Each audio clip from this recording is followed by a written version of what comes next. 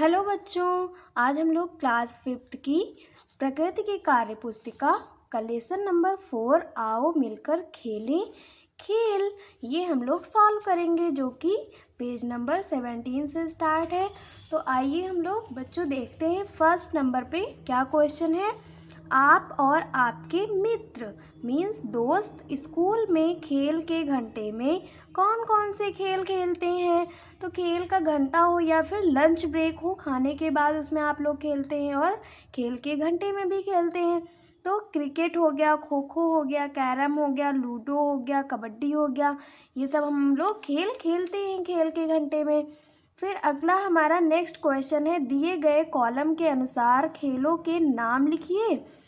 तो घर में खेले जाने वाले खेल कौन से होते हैं और घर के बाहर खेले जाने वाले खेल कौन से होते हैं। बच्चों आपको हमने पढ़ाया है ना, इनडोर गेम्स मीन्स घर के अंदर खेले जाने वाले खेल एंड आउटडोर गेम्स जो घर के बाहर खेले जाने वाले खेल होते हैं। तो घर में खेले जाने वाले खेल में क्या आ जाएगा, कैरम हो गया, शतरंज हो गया, टेबल टेनिस हो गया, है ना। घर के बाहर खेले जाने वाले खेल कौन से हैं, हॉकी, फुटबॉल और क्रिकेट हो गया आपका। फिर हमारा नेक्स्ट क्वेश्चन है, घर में खेले जाने वाले खेलों को आप किस समय खेलते हैं। तो ज़्यादातर हम लोग शाम को खेलते हैं, है ना। फिर नेक्स्ट क्वेश्चन है हमारा, निम्नलिखित में से कौन स्थानीय खेल है। तो क्रिकेट हो गया, बैडमिंटन हो गया, फुटबॉल हो गया और रस्सी कूद। तो बच्चों ये सारे हमारे राष्ट्रीय खेल हैं और रस्सी कूद जो है हमारा स्थानीय खेल है, तो उस पर हम ऐसे टिक लगा देंगे। फिर हमारा 5th नंबर का क्वेश्चन है, अपने दादा दादी के साथ चर्चा करके उन खेलों के नाम लिखिए जिनके बारे में आप नहीं जानते हैं। तो जैसे लकड़ी चूमना होता है, छुआ छू होता है, आइस पाइस होता है, ऊंचा नीचा होता है, इक्कल दुक्कल होता है ना। तो ये पहले हमारे दादा दादी के ज़माने में खेले जाते थे खेल।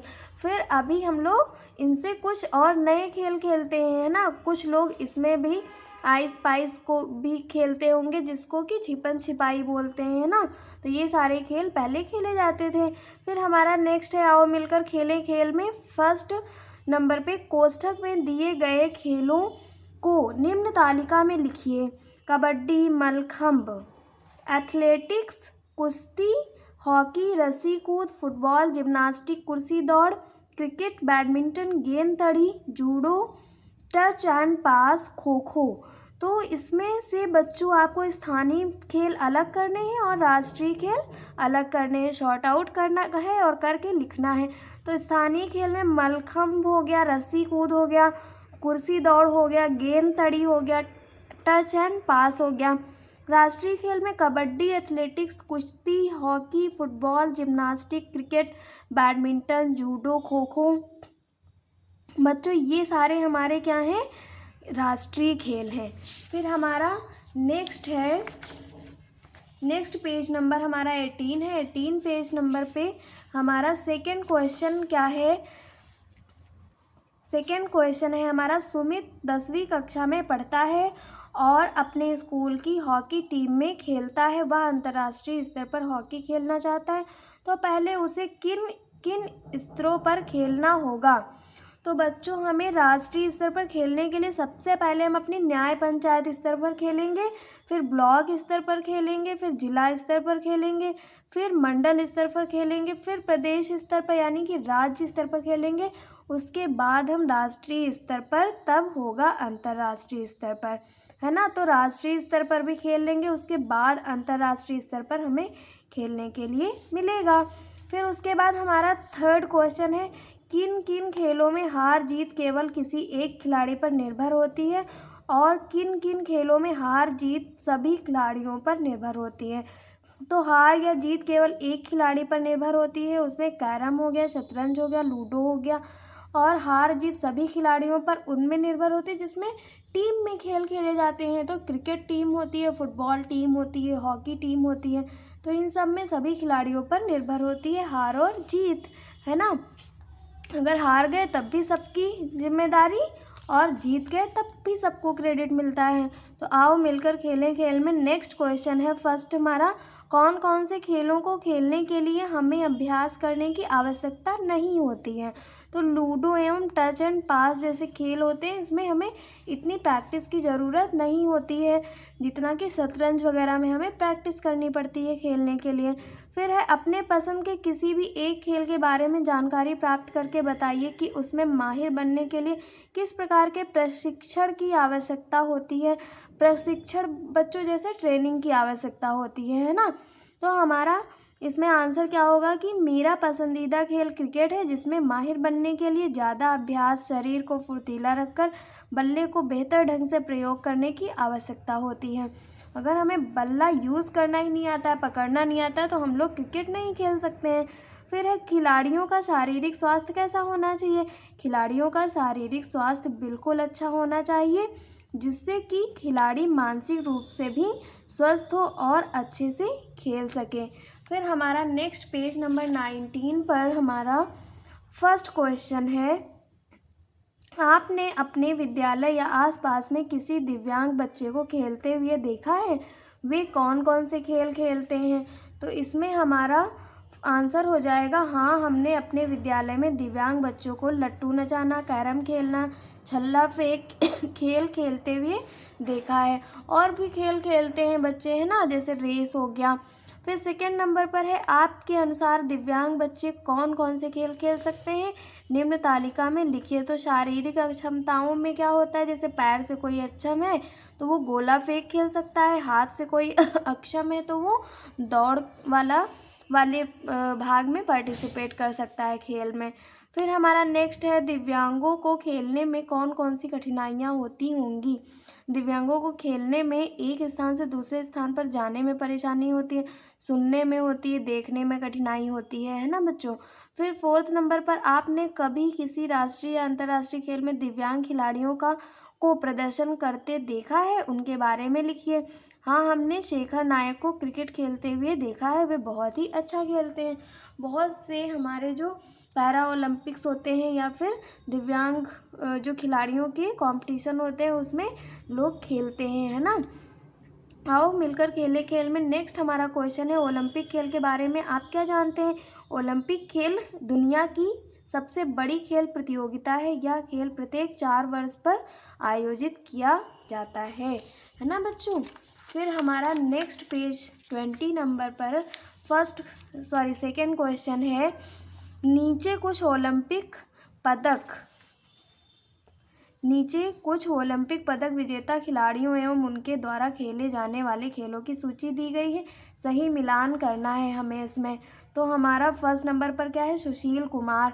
तो ये किसके लिए फेमस है भैया? कुश्ती के लिए है ना बच्चों। फिर नेक्स्ट है अभिनव बिंद्रा, ये क्या खेलते हैं? शूटिंग में पार्टिसिपेट करते हैं और इसके लिए फेमस है। फिर हमारा अगला पीवी सिंधु जी बैडमिंटन के लिए फेमस है। फिर हमारा नेक्स्ट है मैरी कॉम। बच्चों मैरी कॉम एक मूवी भी है, आप लोग उसे देख सकते हैं, बहुत अच्छी मूवी है ना। तो उसमें इनकी लाइफ स्टोरी के बारे में बताया गया है और ये किसकी प्लेयर है? मुक्केबाजी की प्लेयर है। फिर हमारा नेक्स्ट है करडम मल्लेश्वरी, जो कि भारोत्तोलन के लिए फेमस है, और लिएंडर पेस जो कि टेनिस के लिए फेमस है। फिर हमारा नेक्स्ट है थर्ड नंबर, रिक्त स्थानों की पूर्ति कीजिए, जिनमें कि आपको वर्ड्स दिए गए हैं, इन्हीं से आपको शॉर्ट आउट करने हैं। तो का नंबर पर है, विजेंद्र सिंह ने बीजिंग ओलंपिक 2008 में मुक्केबाजी में पदक जीता था। कौन सा पदक जीता था बच्चों? कांस्य पदक जीता था। फिर है खा नंबर पर, ओलंपिक खेलों में भारत ने सबसे ज़्यादा 8 स्वर्ण पदक हॉकी में जीते हैं। तो यहाँ पर आपको हॉकी यहाँ से लिख देना है। तो आपको पता चल गया होगा ना कि जो ओलंपिक खेल होते हैं दुनिया के सबसे बड़े खेल, उसमें हॉकी में हम लोगों ने 8 स्वर्ण पदक, सबसे ज़्यादा स्वर्ण पदक जीते हैं, और हॉकी हमारा क्या है? राष्ट्रीय खेल है ना। फिर गा नंबर पर है, सानिया नेहवाल ने 2012 लंदन ओलंपिक में बैडमिंटन सिंगल में कांस्य पदक जीता था। फिर हमारा नेक्स्ट पेज नंबर पर है बच्चों, घा नंबर पर, विजय कुमार ने 2012 लंदन ओलंपिक में एथलेटिक्स में रजत पदक जीता था। अंगा नंबर पर है, राज्यवर्धन राठौर ने एथेंस ओलंपिक 2004 में निशानेबाजी में क्या जीता था? रजत पदक जीता था। फिर 4 नंबर पर सुशील कुमार ने 2012 लंदन ओलंपिक में कुश्ती में रजत पदक जीता था। रजत मतलब बच्चों होता है चांदी का, है ना, सिल्वर मेडल। फिर 6 नंबर पर है दीपा मलिक ने 2016 रियो पैरा ओलंपिक में शॉट पुट में रजत पदक जीता था, है ना। फिर हमारा आओ मिलकर खेलें खेल में नेक्स्ट क्वेश्चन है फर्स्ट नंबर पे, उपरोक्त दर्शाए गए चित्रों में वर्षा के दादाजी, उसके पापा और वर्षा जब, बच्चों यहाँ आप लोग देख सकते हैं इसमें, जब छोटे थे तब वे अपना ज़्यादातर समय कैसे बिताते थे वह दिखाया गया है। चित्र के अनुसार परिवारों में हुए परिवर्तनों को लिखें। तो बढ़ती हुई तकनीकों ने परिवेशी खेल को सीमित कर दिया है। जैसे यहाँ पर देख रहे होंगे आप लोग, पहले ये लोग खूब खेलते थे, साथ में बैठ के टीवी देख रहे हैं, उसके बाद ये यहाँ पर अकेले अपना टैबलेट लिए बैठी हैं, है ना। तो वर्षा की फैमिली में कैसे चेंजेस हुए हैं ये आप लोग देख सकते हैं। उसके बाद हमारा नेक्स्ट क्वेश्चन है, प्राचीन काल में खेले जाने वाले खेलों के तरीकों में किस प्रकार का बदलाव आया है। प्राचीन से वर्तमान के खेले जाने वाले साधन, स्थान, पोशाक तथा नियमों आदि में सुविधा अनुसार अनेक परिवर्तन हुए हैं।